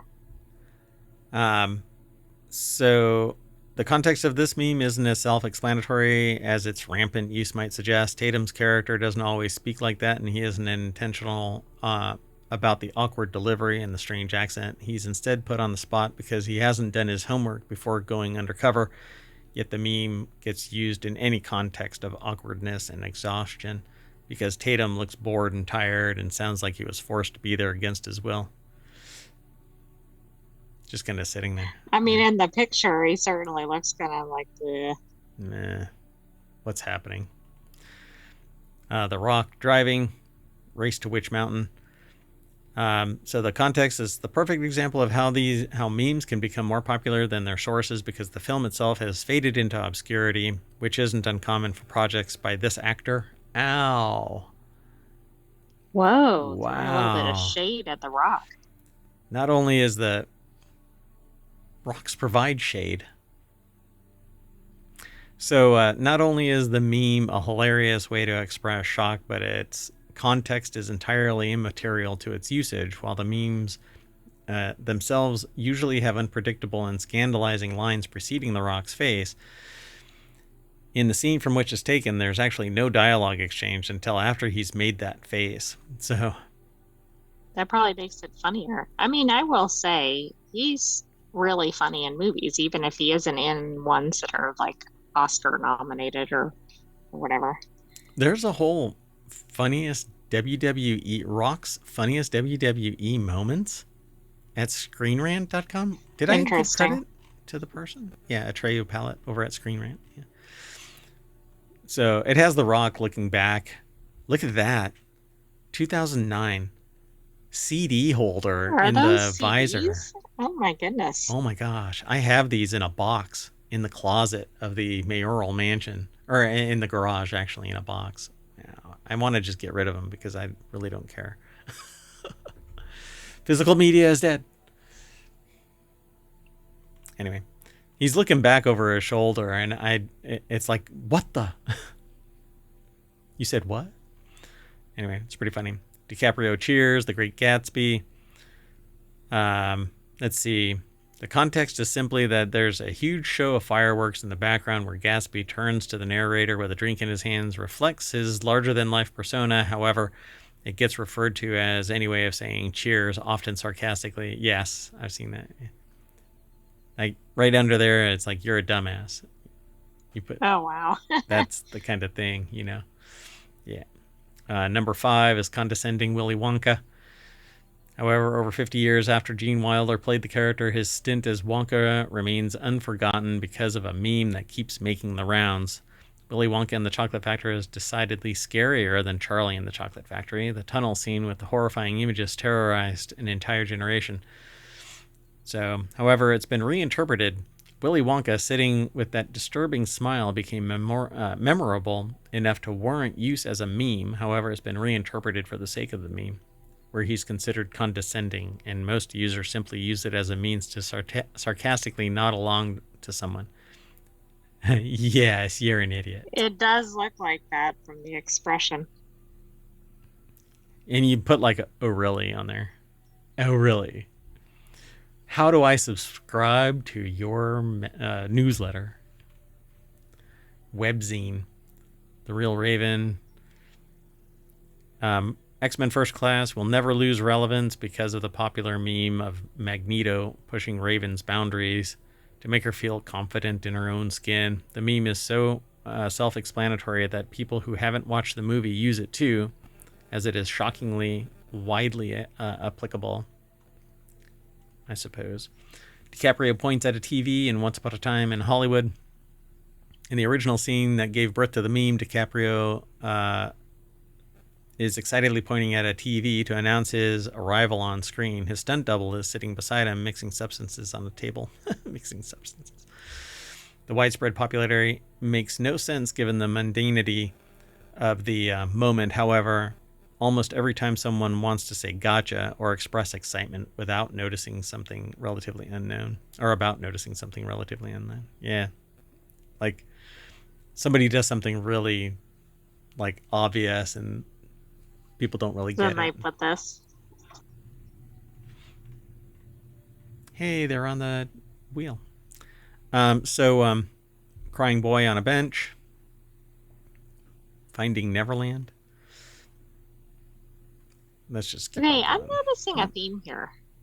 Not with that one. What is that? DiCaprio? Why is DiCaprio in 3 of them? There's number 1 is DiCaprio. With DiCaprio laughing in Django Unchained. The way he laughs too is just amazing. So this is kind of like leopards ate my face kind of a thing, where somebody who has been like anti this or pro this, and then suddenly they flip flop or something like that. You like drop that there going, oh really? That kind of a thing again. Yeah. Oh. So his comment receives explosive laughter from Samuel L. Jackson's character, but it still doesn't logically explain the incredible popularity of the meme. DiCaprio's expression itself, however, does justify it because it's a perfect way to express the sense of triumph one feels from successfully pulling off a prank. It's more than that, though. It's basically like an oh really kind of a thing, too. So it's fun. Well, that anyway. is interesting. It seemed like most of these were, in fact, much more widespread than the movies. Yeah, I'd like to think that Django Unchained is more popular, but an entire movie, all of these are taken from some movie. And of course, the meme is going to have more legs because it's easier Well, it can be used more broadly, I think. Yeah, exactly. I love that one, though. The Willy Wonka one is just so awesome. Yes, tell me more. Okay, let's keep going. The next article is over in the continuity report. Tangled live action movie confirmation and everything we know, which isn't going to be much, but it's over at Screen Rant. Dalton Norman put the article together. The sentient AI and I were just talking about this, like live action from animated whatever, and we somehow we got tangled up in Tangled, but it wasn't Tangled, it was Frozen. Oh, yes. So like there's a Frozen live action or something like that coming into existence, and now we hear about, yeah, hold on. I'm going to find it real quick. Hold on. Right? 2025 Frozen live action movie. Right? Anya Taylor-Joy. Yes, that's correct. I found that as well. We must have had it in a previous TCR episode. I think it was last week. And we were like, well, it's not Tangled, it's Frozen. And sure enough, this week we get Tangled. That's really weird. Y'all need to pay attention to us because everything we say comes true. Like, I'm going to win the lottery. It's like, well, I was going to say something about Minefield, but anyway. So alongside a positive critical reception that praised Disney's return to the classic fairy tale musical format via Rotten Tomatoes. Tangled also scored big at the box office and grossed nearly $600 million, which is $200 million. Oh, almost 300, right? $1 million less than the Mega Millions lottery right now. Oh, yeah, that's interesting. So, like, if you won Mega Millions, you could go back in time and attend every showing in every theater and By still have money left everybody. over. Yeah, by everybody. This movie. In history, between then and now. Anyway, so here we go. Tangled puts the Disney spin on the classic Rapunzel fairy tale and follows the familiar heroine as she attempts to escape the clutches of an evil hag who has kept her locked away because of her magical hair. An instant smash hit. You know, okay, so she has to sing to activate her hair.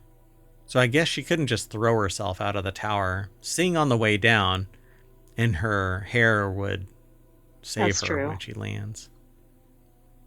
Don't try that at home, kids. Anyway, Tangled live action movie latest updates. The movie is already circling the Greatest Showman director Michael Gracie to helm the project, and his experience with bombastic movie musicals makes him the perfect candidate to oversee the remake. The Greatest Showman was really well done. Okay. I know you don't agree. No, it's not that I don't agree. I don't think I've watched it. Did I watch it? I must have blacked that out. Don't criticize me later about that. Don't throw that at me. That I have no memory of certain things. Oh. Anyway, no other names are linked to the behind-the-scenes creative process either. They say here that after years of rumors and speculation, it was finally announced that Tangled would be getting a live-action remake coming 14 years after the animated film's blockbuster debut. Disney has added Rapunzel's tale to its growing list of live-action projects. How are they going to do anything with the chameleon, though? Like everything, it's going to be CG. Why not? Hell, throw in a little AI and movie magic. That's true. Change everybody's speaking style. You don't need any. That's Netflix. So though Tangled would certainly make a good live action remake, that doesn't necessarily mean the project will ever see the light of day. In recent years, Disney has announced a slew of live action projects that have seemingly sputtered or even outright failed. 2025 Snow White finally limping into theaters after years of delays. Tangled isn't necessarily, but not just Snow White. Isn't Wicked a Disney thing? Is Wicked a Disney thing? Well, I mean, it's spun off of Cinderella, so I suppose so. Wicked is Universal Pictures, not Disney. Not Disney. Oh, okay. Wow, I thought it was a Disney thing. Anyway, so maybe that's true. Look at that. Tangled isn't necessarily on the best footing going forward. I mean, it's 14 years old. It's burned. But it was really popular. I don't know. I'd like to see it. I think it'd be fun. I think the protagonist and the villain are both characters that people like. Who's going to be this? Is it Pugh? Is that how you pronounce her last name? Florence Pugh? I think so. Poe? I don't know. Playing the lead role of Rapunzel, Zachary Levi. Could consider a Tangled live-action return as well. Levi provided the voice of the film's not-so-dashing leading man, Flynn Rider. What do you mean, not-so-dashing? He seemed pretty dashing in the movie. And he has embraced his legacy as one of Disney's most interesting prince, quote-unquote, prince characters. Maybe they say that because he's like a villain. It's a weird sound you just made. You made this weird sound, like... I'm not sure that came from me, but okay. Did I make that sound? I was thinking one of the critters or something. Moving on. So this next article is over in WarCrafters. Idris Elba would love to do a live-action cyberpunk movie with Keanu Reeves. Let's speak that into existence, is the quote.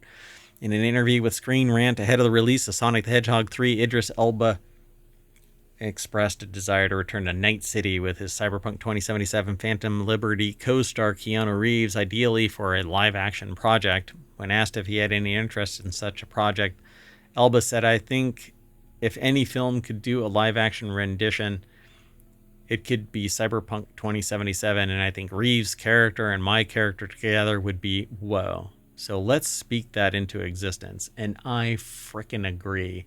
I want a modern remake of, I want Neuromancer. I want Johnny Mnemonic. Okay, so Johnny Mnemonic is from Neuromancer, but they're a side character within the story. They're a story within the story.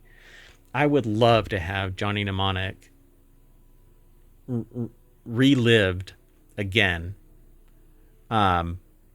They say live action cyberpunk movie based off of Cyberpunk 2077, which is a game. Right. But I don't know if you'd be able to distill that down into a single movie. Because Cyberpunk But maybe 2077 that's better. is You could have spectacular. multiple movies. Yeah, I agree.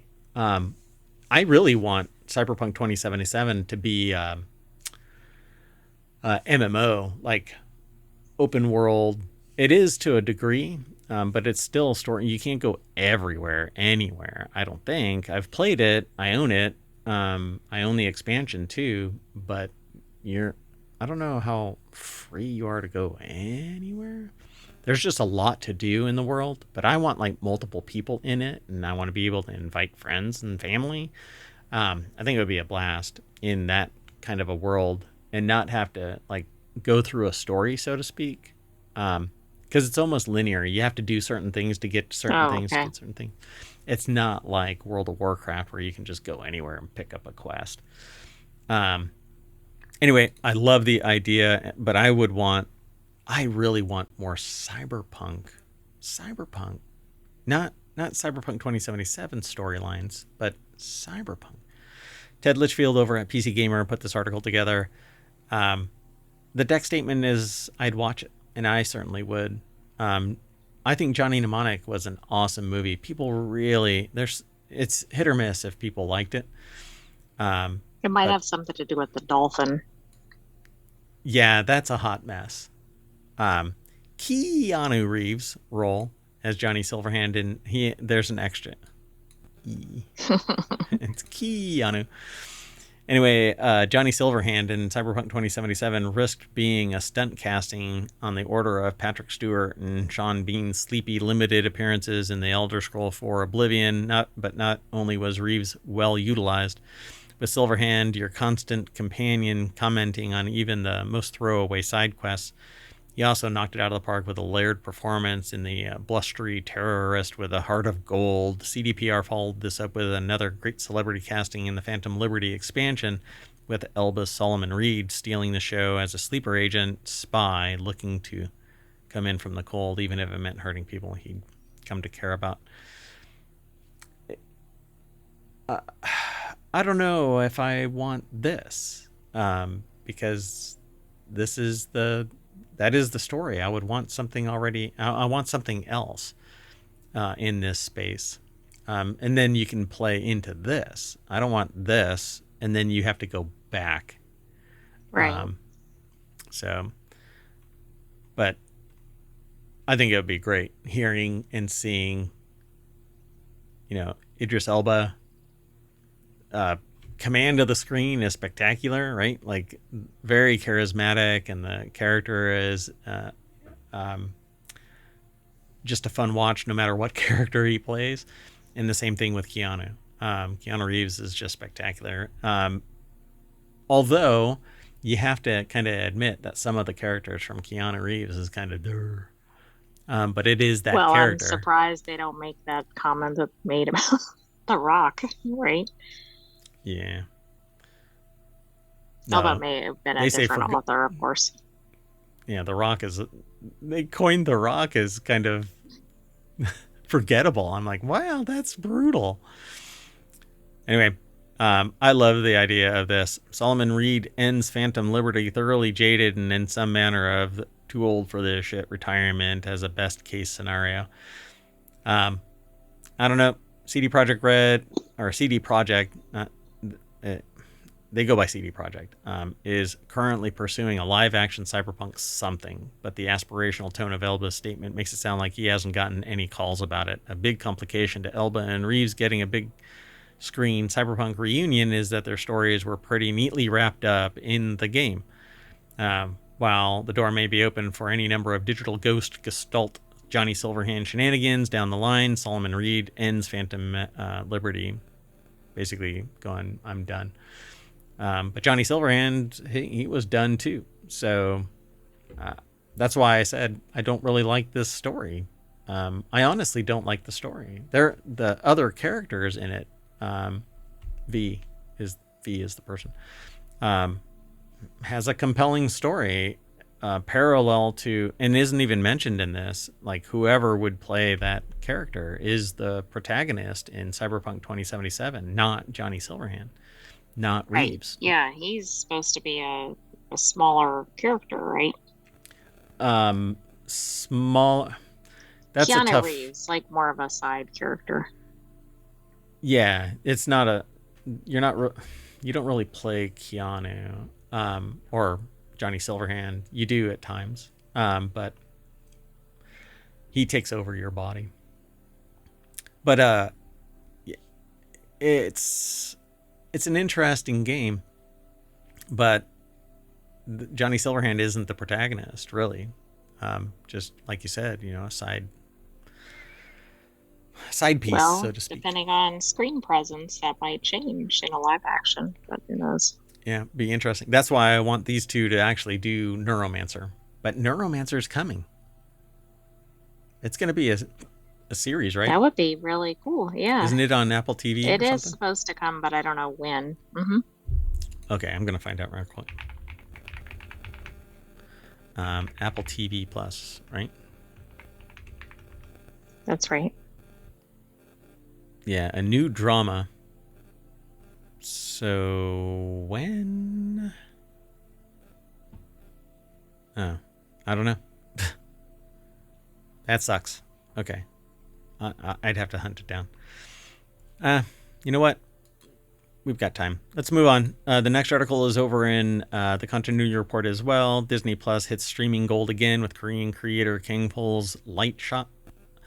The supernatural mystery series Light Shop has become Disney Plus's biggest Korean original premiere of 2024. According to data from its first 12 days of streaming, the show ranks as the second largest Korean series debut ever on the platform globally, trailing only Moving, both series created by webtoon artist Kangful, or Kangful. So, Naman Ramachandran over at Variety.com put this article together. And let's see. Light Shop follows 6 strangers who find themselves trapped in a dark and mysterious neighborhood with no memory of how they arrived. Each character grapples with traumatic events from their past as they navigate their surreal circumstances. Their search for answers leads them to a mysterious light shop at the end of a foreboding alleyway, which holds the key to understanding their past, present, and future. So this premise sounds really interesting. Really, really interesting. I don't know when this Neuromancer is going to come out. Sorry, I just pulled up some more. I'll try to find that. Okay. So it's an 8-part series starring Ju Jin-hoon from Blood Free and Kingdom as it might be Jung. I'm not sure if it's pronounced Jung or Jung. Won Young, the enigmatic owner of the light shop. And stories produced in Asia Pacific have become a staple in general entertainment consumption. They are world-class productions with growing global resonance and deep, passionate fandoms worldwide, said Carol Choi, Executive VP of Original Content Strategy. By the way, Neuromancer doesn't have a premiere date. They're expecting it in 2026. Dear God. So this looks like an interesting show. I'm really interested in it. So we're going to have to take a look at it. But I haven't seen it at all. Not even a mention of it. But maybe I'm not looking in the right spot. Is it Or regional? maybe, well, I wondered, is it even accessible or at least featured in different regions? VPN to the rescue. Moving on. Last article. This one is over. What is going on with the layout? Weird. Something's borked, but that's okay. So, oh, it's actually not. I might have to fix this. Anyway, if you love The Nightmare Before Christmas, you need to watch this 91% Rotten Tomatoes fantasy movie on Disney Plus this holiday season. For those who enjoyed a good seasonal classic, an underrated Tim Burton movie on Disney Plus is the perfect follow-up for The Nightmare Before Christmas. Let's just go over to the source. Dunk. Nightmare Before Christmas is a Halloween movie or a Christmas one. Streaming numbers show it must watch during both festivities. Fans watching it this month might be craving similar spooky vibes amidst the Christmas season, and this movie with a 91% Rotten Tomato score is just the thing.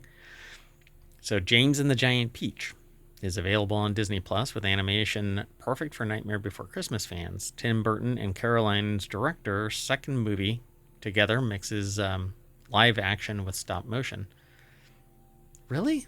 There was live action in James and the Giant Peach? Well, I've never seen it. I didn't know that though. I don't remember. I'll have to watch it again.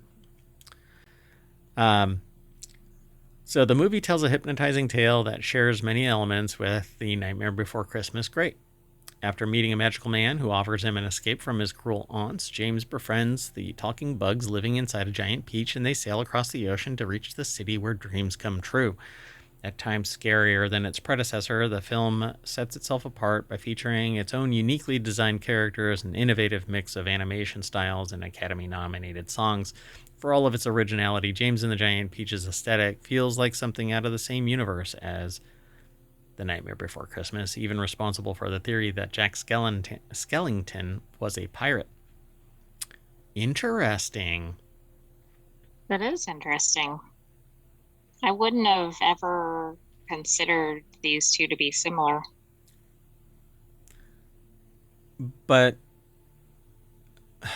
so this is Roald Dahl's movie. James and the Giant Peach is one of his books. Yes, which I think that suggests that it could be on the same footing because, of course, like all the Charlie and the Chocolate Factory, Willy Wonka, etc. Interesting. So the Corpse Bride and Caroline's horror tropes make them perfect for Halloween without featuring the holiday. James and the Giant Peach's spooky elements are unconventional. So Dahl, known for both light and dark stories, commonly shied away from overusing common monsters such as ghosts, witches, vampires, etc. James and the Giant Peach's unusual horror can be overshadowed by the Halloween-coded creatures in either stop-motion movies by Burton or Selleck, like The Nightmare Before Christmas. So interesting. Gonna have to take a look at that. It's been so long. It's from 1996. Well, yeah, I didn't even know when or that there was a movie. I mean, I'm familiar with the book, but Interesting. So I don't know. We'll have to watch it, and you can compare it to the book because I don't think it doesn't ring a bell for me. But I remember the animation style or the cinematic style of it. of James and the Giant Peach. Yeah, Oh, okay. yeah. And it's really, really interesting. So we'll have to take a look at it. Anyway, so if you love Nightmare Before Christmas, which is a Christmas/Halloween movie, then you'll dig James and the Giant Peach. So go and take a look. So we're going to rewind our film, and that's going to bring us back to the front page of the Continuity Report channel over at ohmtown.com. And I will say bye, and so will the AI. Good night, hometown citizens. Thanks for joining us for the Continuity Report. What's this? What's this? I'm changing scenes right now. What's this? What's this? I'm stopping the stream right now.